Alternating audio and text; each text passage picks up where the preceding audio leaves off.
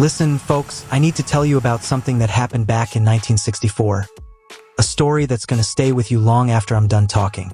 This is about a little girl named Marice Ann Chiricella, and I promise you, by the time we're through here, you're going to understand why this case matters so much, even all these decades later. Now, before we dive deep into this heartbreaking tale, I want you to do me a favor. If the story moves you, and I believe it will, hit that subscribe button and share this with someone who appreciates real American history, the kind that doesn't make it into the textbooks but lives in the hearts of communities forever. Marice Ann Chiricella came into this world on Thanksgiving Day, November 25, 1954, in Waterloo, New York. Can you imagine that? A Thanksgiving baby. Her parents, Carmen and Mary Chiricella, must have felt like they had so much to be grateful for that year. She was their second child, and eventually, she'd have 4 siblings total. They were what you'd call a good, hardworking Italian-American family, the kind that built this country, really. Now, Carmen, Marice's father, he was originally from Wilkes-Barre, and he'd met Mary, who was from Hazleton, Pennsylvania.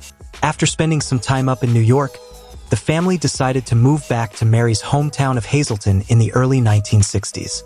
And let me paint you a picture of what Hazleton was like back then, because it's important you understand this. Hazleton in those days was what we call an anthracite coal mining town. For those of you who might not know, anthracite is this really hard coal, burns hot and clean. Generations of families in that part of Pennsylvania had built their entire lives around those mines. Now, by the time the Chiricella family moved there, the mining industry was starting to decline, but the culture? Oh, the culture was still strong. This was the kind of place where everybody knew everybody. Where your neighbor wasn't just someone who lived next door, they were family. Where kids could walk to school without parents worrying themselves sick. Where the Catholic Church was the backbone of the whole community. The Chiricella family settled into the northwest section of Hazleton, and Carmen, he ran a little neighborhood grocery store called, you guessed it, Little Market. That store sat right next door to their home, which was convenient, but let me tell you, running a small grocery store in those days was no joke. Carmen would get up before dawn to pick up supplies. Then he'd open the doors at 10 a.m. and wouldn't close until 10 p.m. 7 days a week. After closing, he'd still have to do the bookkeeping late into the night. Meanwhile, Mary worked at one of the downtown knitting mills, adding to the family income. But here's what I want you to understand. Even though these parents worked themselves to the bone, those Chiricella children had a childhood rich with love. Sundays were sacred in that household. Carmen would actually close the store for exactly 1 hour around lunchtime. The only time all week he'd do that. And Mary would prepare a special meal. The whole family would sit together around that table. Sunday mornings started with Mass at either St. Joseph's or Most Precious Blood Church. This was a family guided by deep Catholic faith. And little Marice? Well, she was something special. This little girl with bright blue eyes and dark hair was known for having the gentlest soul you could imagine. She'd tell her family she wanted to become a nun when she grew up. Now, that might sound unusual to some folks today, but back then, it made perfect sense for a girl like Marice. She was the kind of child who put others before herself, who found joy in simple pleasures like playing school with her siblings or tinkering on an organ her parents had bought her at Sears. In the evenings, Marice would sit at that organ composing songs with her big brother, Ron, and their voices would fill the house with music.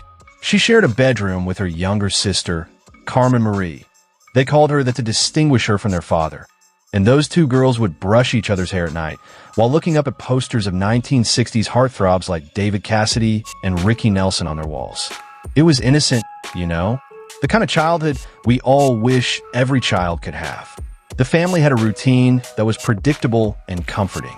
Carmen at the store before dawn, Mary heading to the knitting mill, the children walking to St. Joseph's parochial school, where nuns and traditional habits taught them. This was a community where the most shocking news might be about someone's tomato garden not producing or the latest church fundraiser. It was peaceful until it wasn't. Now, before I go any further, I need you to understand something about 1964. The concept of stranger danger barely existed back then. Parents didn't hover over their children every second. Kids walked to school alone, played outside unsupervised, and communities felt secure. That innocence, that trust. It was part of what made America America in those days. But it was also what made children vulnerable in ways that nobody really understood yet. Wednesday, March 18th, 1964, started like any other day in the Chiricella household. At 4:30 in the morning, the alarm clock went off, shattering the early morning silence. Marice rolled over in the bed she shared with her sister Carmen Marie and whispered, "And this is going to break your heart." She whispered, "Close your eyes, Dune." That was her nickname for her little sister. She said, "I'm going to turn on the light to get my clothes." Think about that for a second. Even at 4:30 in the morning, this 9-year-old girl was being considerate of her sleeping sister. That small act of kindness would become one of Carmen Marie's most precious memories. Marice carefully selected her outfit for the day: a dark jacket and skirt, black leotards, and a multicolored scarf. She put on her earrings, slipped her silver ring with a small diamond onto her finger, and fastened her yellow gold necklace with a 1-inch cross around her neck. Every detail mattered to her. She was a careful, thoughtful child. Now, here's where the story takes its tragic turn. Marice had a special mission that morning. Her teacher, one of the nuns at St. Joseph's, was celebrating a feast day, and Marice wanted to honor her with a gift. Being the sweet, selfless girl she was, she carefully selected 2 cans of fruit from her father's grocery store. Just imagine that, a 9-year-old girl thinking about making her teacher's day special. But this act of kindness changed everything. Instead of walking to school with her siblings as she normally did, Marice decided to leave early so she could drop off those canned goods at her classroom before attending daily mass. It was an uncharacteristic decision for a girl who typically enjoyed the company of her brothers and sisters on that 6-block walk to school. At approximately 8:10 a.m., Marice stepped out of her family's home and began walking alone down those familiar streets. She told Carmen Marie she loved her as she walked down the steps and turned off the light. Carmen Marie, still sleepy, told her sister she loved her too. Neither girl could have imagined these would be their final words to each other. The route to St. Joseph's was one Marice had walked countless times. 6 blocks through the northwest section of Hazleton, past houses where she knew the families, along streets where neighbors would wave and say good morning. The early March air was crisp as she pulled her windbreaker close as she walked, those 2 cans of fruit secured in her school bag. Somewhere along those 6 familiar blocks between her house and the school, Marice encountered someone who would end her life. And for nearly 6 decades, what happened during that walk would remain one of Pennsylvania's greatest mysteries. If you're finding this story as compelling as I think you are, do me a favor and leave a comment below. Tell me if you remember this case, or if you have memories of what small-town America was like in the 1960s. Your stories and memories matter, and they help keep the conversation going about cases like Marice's. At school, the nuns noticed when Marice didn't arrive for daily mass. It was unlike her. This was a girl who took her faith seriously, who had specifically mentioned wanting to give her teacher those canned goods. When lunchtime came and went without Marice returning home, her absence became impossible to ignore. Carmen was at the grocery store serving customers. Mary was at the knitting mill working. The other Chiricella children were at school, unaware that their sister was missing. It was just a normal day in Hazleton, with people going about their routines, completely unaware that evil had visited their quiet community. When the school contacted the family about Marice's absence, concern quickly turned to alarm. This wasn't like Marice at all. She was responsible, devout, reliable. She didn't run away or skip school. She was the type of child who followed rules and honored commitments. The realization that something was terribly wrong began to settle over the family like a dark cloud. Carmen closed the store and began searching around the St. Joseph's Church area, desperately hoping to find some sign of his daughter. Police were contacted. The search spread through the streets of Hazleton. Neighbors joined in because that's what you did in a small community. When a child goes missing, everyone becomes part of the effort to bring them home. But as the afternoon wore on with no trace of Marice, a terrible discovery was about to be made. About 2 to 3 miles south of Hazleton, in a section of Hazel Township known as Milnesville, an entirely different kind of routine was taking place. A man had decided to give his 16-year-old nephew driving lessons, choosing the quiet back roads where a nervous teenager could practice without the pressure of heavy traffic. The area they selected wasn't picturesque. The landscape was scarred by decades of coal mining, dotted with strip mines that had been abandoned when the coal was exhausted. These defunct mining pits had become informal dumping grounds where locals would dispose of garbage. It was just after 1 p.m. when the uncle and nephew were making their way along those back roads. The teenager was concentrating on his driving, hands gripping the wheel as he navigated the unfamiliar terrain. That's when something caught their attention in one of the old strip mining pits. At first glance, it looked like a large doll had been discarded among the refuse. The splash of blue fabric against the dark earth seemed almost innocent, perhaps a child's toy that had been thrown away. But as they looked more closely, the horrible truth became clear. This wasn't a doll. The man immediately stopped the car and approached the pit with growing dread. What he discovered would haunt him for the rest of his life. There, among the garbage and debris that filled that abandoned coal stripping pit, lay the body of a small child. It was Marice. I'm going to be straight with you, folks. The scene was horrific. Marice's body was still warm to the touch, indicating she'd been killed only hours before. She had been bound and gagged. She had been sexually assaulted. The cause of death appeared to be strangulation with her own shoelaces.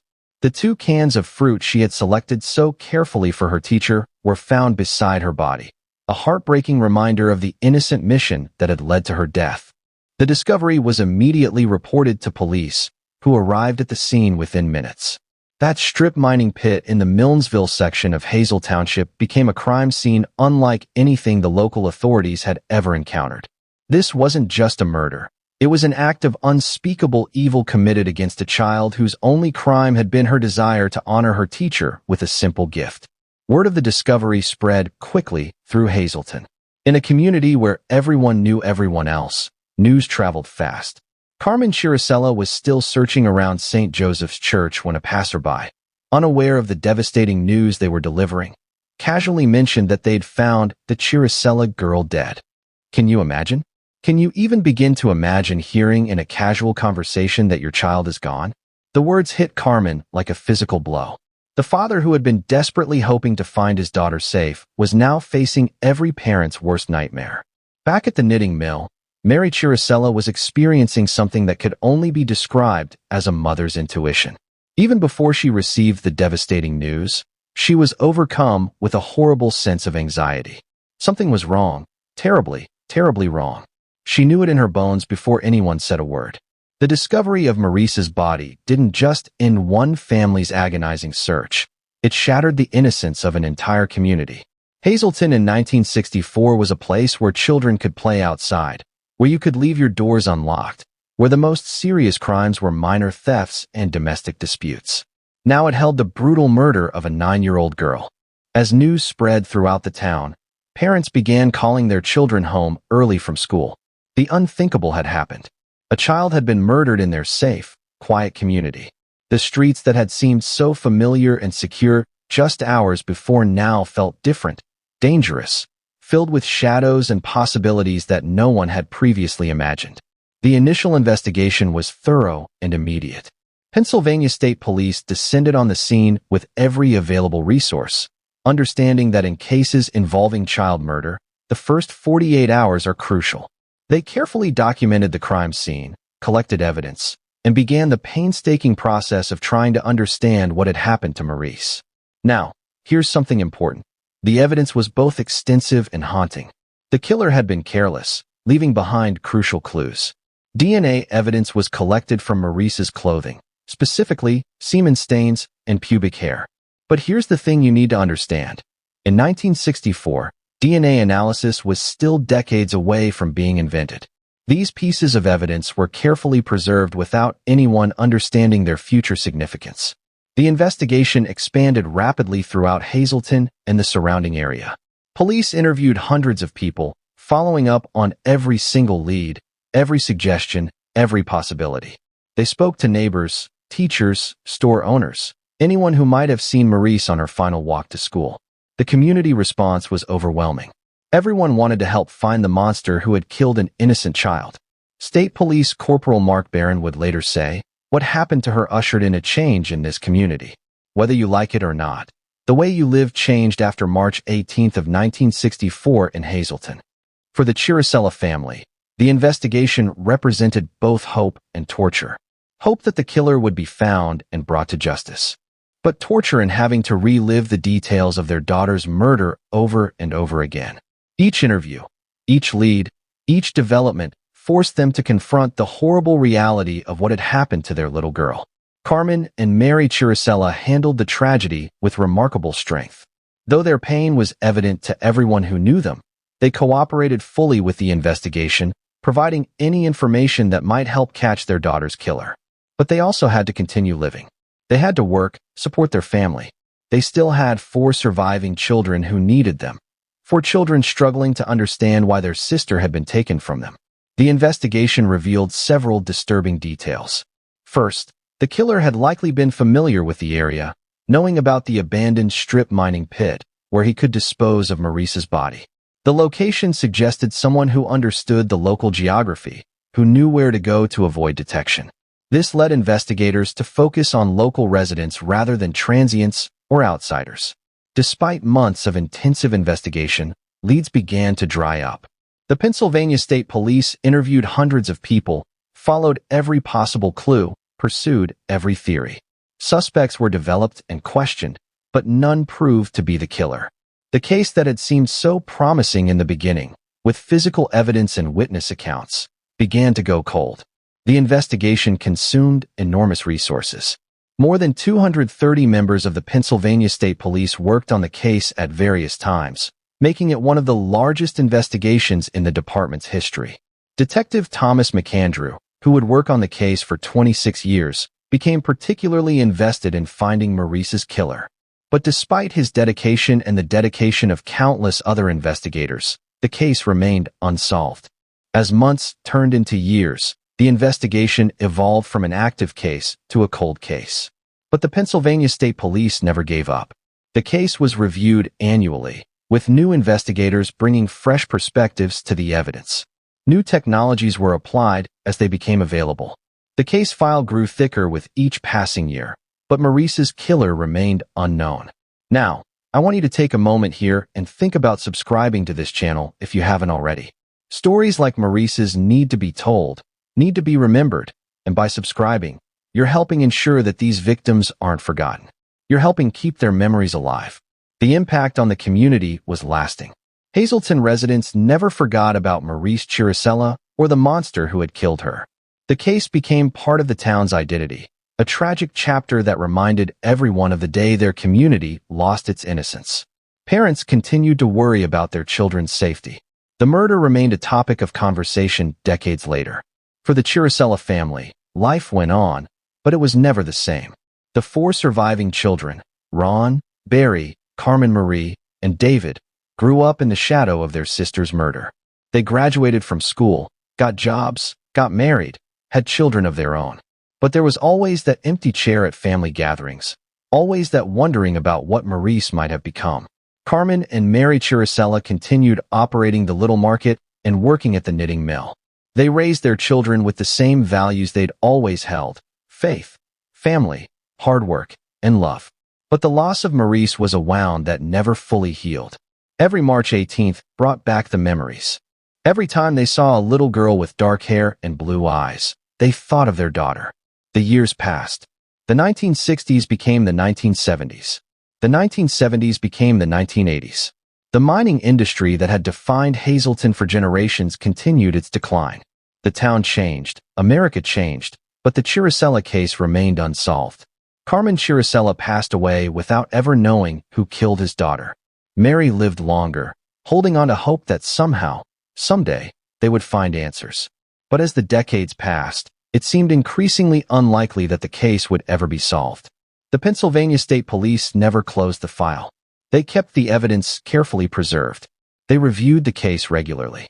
But with each passing year, the likelihood of solving it seemed to diminish. Witnesses grew old and died.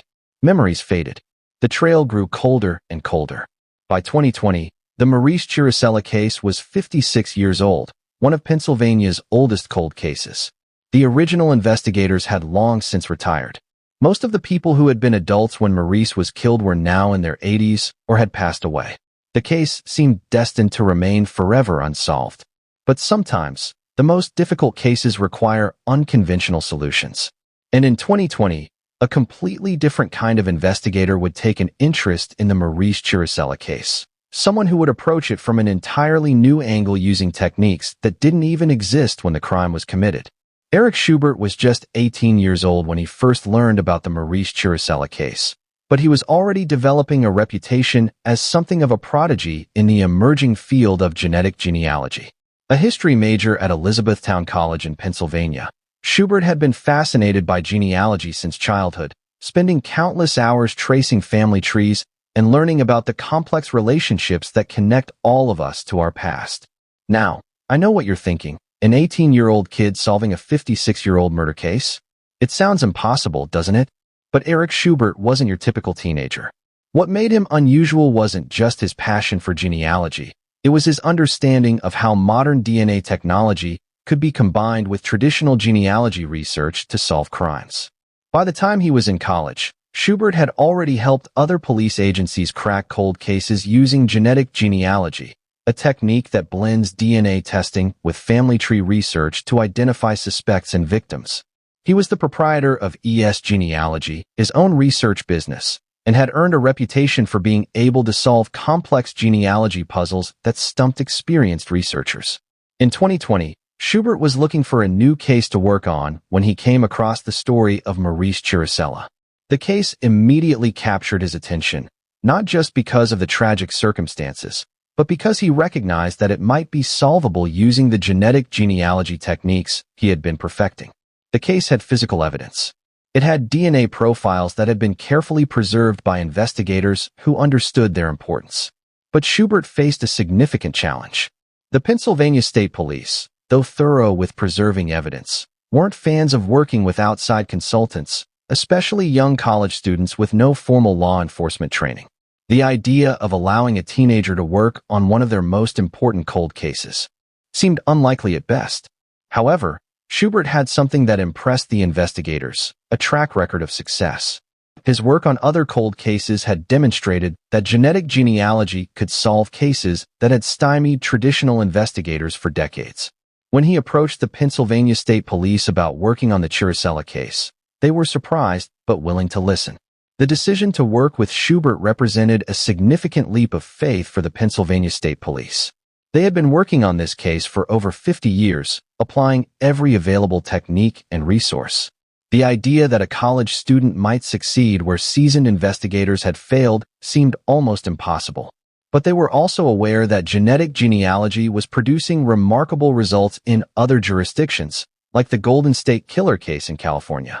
They were willing to try anything that might finally solve their oldest cold case. The partnership between Schubert and the Pennsylvania State Police began in earnest in 2020. Schubert's approach to the Chiricella case was methodical and patient. He began by uploading the DNA profile from the crime scene to public genealogy databases, looking for distant relatives of the killer. Now, let me explain how this works, because it's fascinating. The process required extraordinary patience and skill. Schubert had to work backward from distant cousins to identify potential suspects who might have committed the crime. It's like building a massive family tree, often going back several generations to find common ancestors, then working forward through multiple family lines, identifying all the descendants who might be connected to the DNA evidence. It's detective work that requires both scientific precision and genealogical intuition. And for a 20-year-old to be doing this work at such a high level, it's remarkable. For Schubert, the Chiricella case became an obsession. He spent countless hours building family trees, analyzing DNA matches, trying to identify potential suspects. The work was emotionally demanding as well as intellectually challenging because he was dealing with the most serious crime imaginable, the murder of a child. He felt the weight of responsibility to the family and to the community. Schubert would later explain, the investigation that went into all this work was probably the hardest genealogy task that I've ever faced.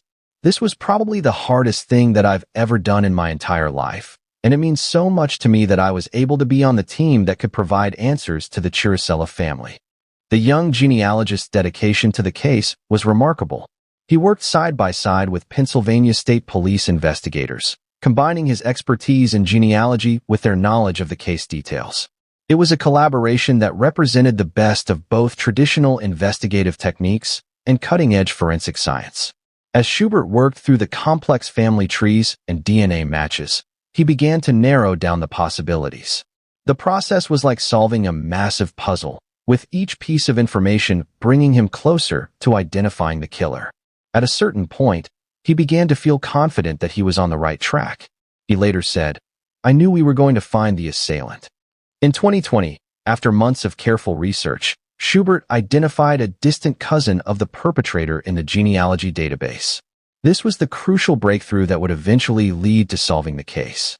From this distant cousin, Schubert began building an extensive family tree, mapping out all the possible descendants who might be connected to the DNA evidence found at the crime scene.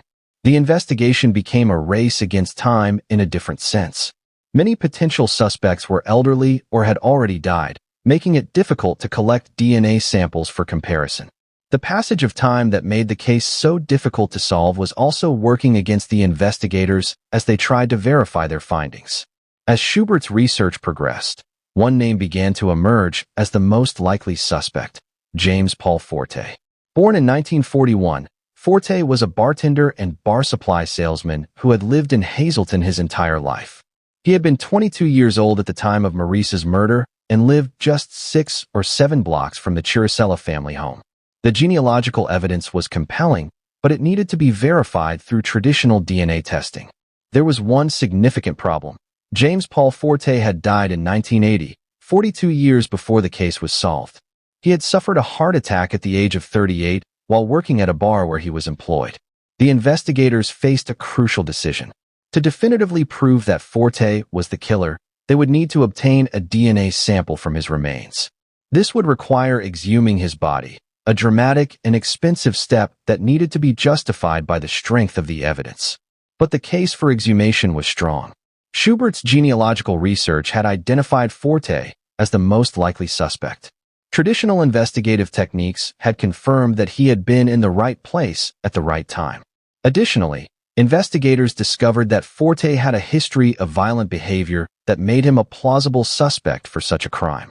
In 1974, Forte had been arrested on charges of rape and sexual assault.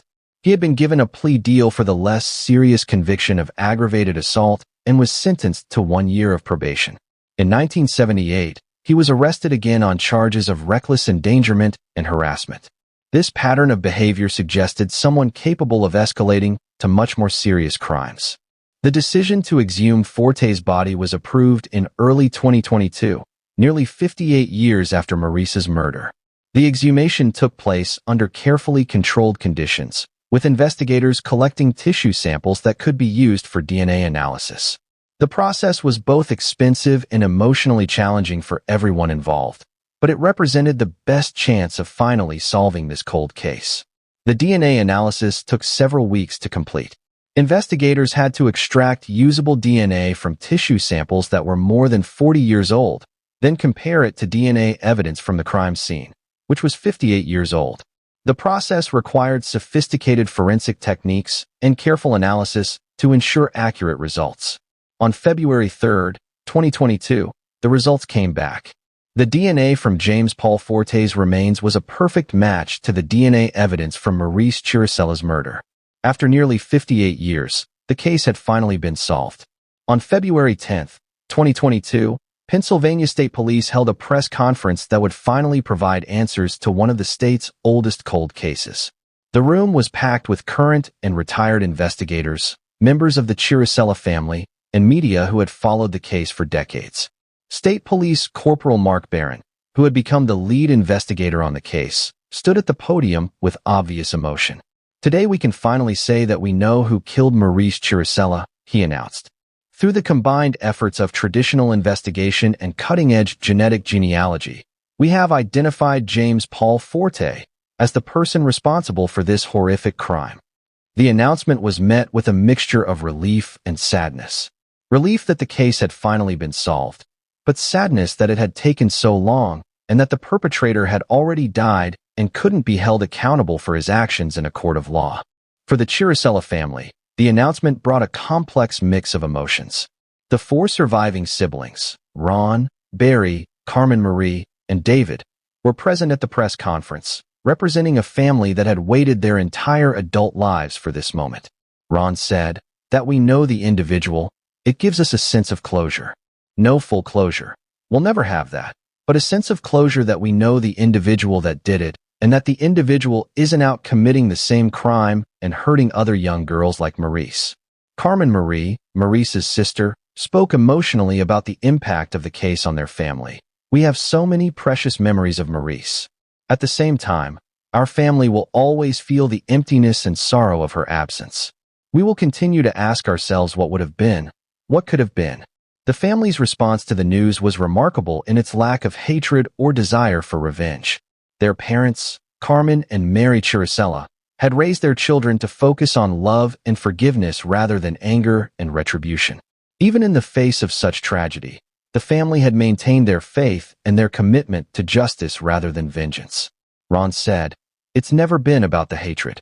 It's never been about punishment or revenge, only justice."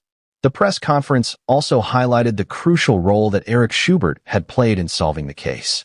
The young genealogist, now 20 years old, was recognized for his extraordinary contribution to the investigation. His work had accomplished what generations of experienced investigators had been unable to achieve. Corporal Barron said, "Eric's work was instrumental in solving this case. His expertise in genetic genealogy, combined with his dedication and persistence, made it possible to identify James Paul Forte as the perpetrator. This case could not have been solved without his contributions." Now, folks, as we come to the end of this story, I want you to think about what we've learned here. We've learned that justice, though sometimes delayed, can still be achieved. We've learned that new technology, in the right hands, can solve even the oldest mysteries. We've learned that a young person with dedication and skill can make a difference in ways that might seem impossible. But most importantly, we've learned about Marice Ann Chiricella, a 9-year-old girl with bright blue eyes and dark hair, who wanted to become a nun, who was thoughtful enough to bring her teacher canned fruit on a feast day, who was considerate enough to warn her little sister before turning on a light at 4:30 in the morning. Marice's story reminds us that behind every cold case is a real person with real dreams, a real family that loves them, and a real community that's forever changed by their loss. For 56 years, the Chiricella family lived with questions. For 56 years, they wondered who had taken their daughter, their sister, from them. And thanks to the dedication of the Pennsylvania State Police, the persistence of investigators like Detective Thomas McAndrew, who worked the case for 26 years, and the brilliant work of a young genealogist named Eric Schubert, they finally got their answers. James Paul Forte lived for 16 years after killing Marice, walking the same streets, attending the same churches, living in the same community as the family he devastated. He died in 1980, never facing justice for what he did. But now, 42 years after his death, we know who he was. We know what he did. And while he can't be prosecuted, his name will forever be associated with this terrible crime. If this story has moved you, and I believe it has, I want you to do 3 things. First, subscribe to this channel so you don't miss more stories like this one. Second, share this video with someone who appreciates real American history and true crime stories. And third, leave a comment below. Tell me what you think about this case. Tell me if you remember when stranger danger became a thing in your community. Tell me your thoughts on genetic genealogy and whether you think it's a good tool for solving cold cases. Marice Ann Chiricella's story is one of tragedy, but it's also one of hope. Hope that even the oldest cases can be solved. Hope that justice can still be achieved. Hope that victims and their families won't be forgotten. Thank you for listening to this story with me today. Thank you for caring about Marice and her family. And thank you for helping keep her memory alive by being here and paying attention to what happened to her 58 years ago in a small Pennsylvania town. God bless Marice Ann Chiricella. God bless her family. And God bless all of you for taking the time to remember her today.